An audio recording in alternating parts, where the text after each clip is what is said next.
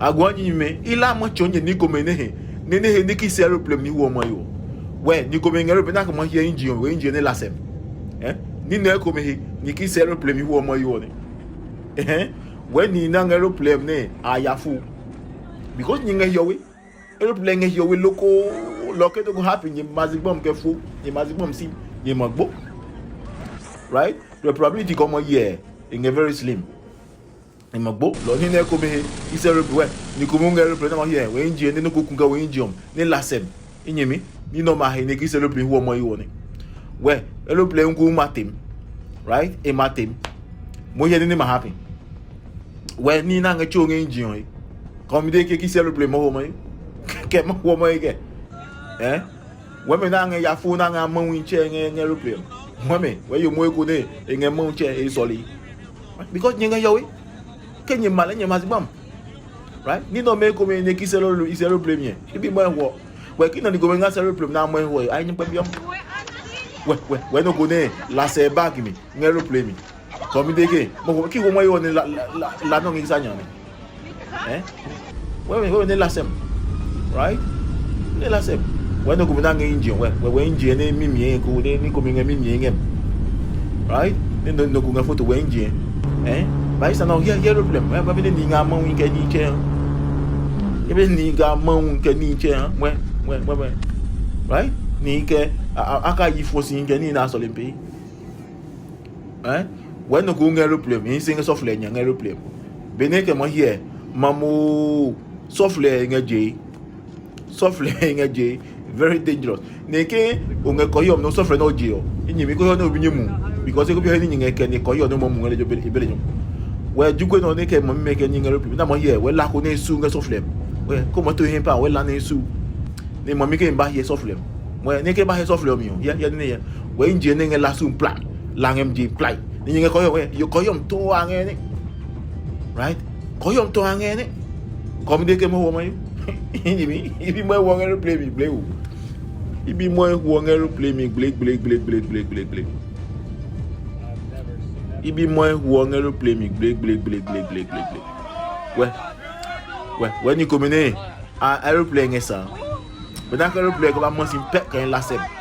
we me ne heda mo gumpo we me na ya fo heda mo gidi ba sem we no ke ya ne mo ba mo ya anga su ke ni ya ini mi no bi communique mo wo si mo imila mo la yo he mi ni mo je lo problem keke we la nga cho nga lo problem si mo lo mo na bi obe lo problem la nga cho nga no nge sa lo problem nge sa communique ki se lo problem mo ho mo lo ke mo wo ye en no cho mo ni ma happy ni mi ko ye video no kra no ye lo problem se mi mo mo feel ka mi feel we mi ni anga si play ngelo problem we la ni ngelo problem sa papa ke mi la kusu ti ko lo ko ho mo e fo mi o ko e mo so ke enyi mi ko e mo so ke we play go ni maximum ni ngem yo e maximum ona ke no na ona ke we ni maximum e try ke mo si e maximum we ni ma right ni ko bengane ka ngalo play mo maximum po amay wo imi mo yo mo ne play no nga nge pe ki no mo ne nge do ke ni mo ne we ko mi ge mo e masi we e kasa e konyo ka ke se ne pisi ngezi bom right we konyo ko e play go ne pisi we play go ni ba masi we nge break on me nge break on me nge break no pine e ga si no comme dit qu'il y a le plus moi que moi ge et me a chem ke Adolf ye chum ka dinga video no here we bloco do amosi la sem we fa service gani kwa anga photo gale la sem ai ne mo hinye no ko gbowi video no ninga pe no chube no ko gbowi ngem lo lo ko ngem mo yo ne ke no ko gbowi ya ayi go mo pe video no mo we ko ngare problem ni na amagba ni anga ni gba keni you know ne we problem ne boni shake mi we ni na boni solimpe no we ni na ke we problem boni shake mi we no na gba ya program di ebosi right communicating ngese le problem ho mo elo nyimi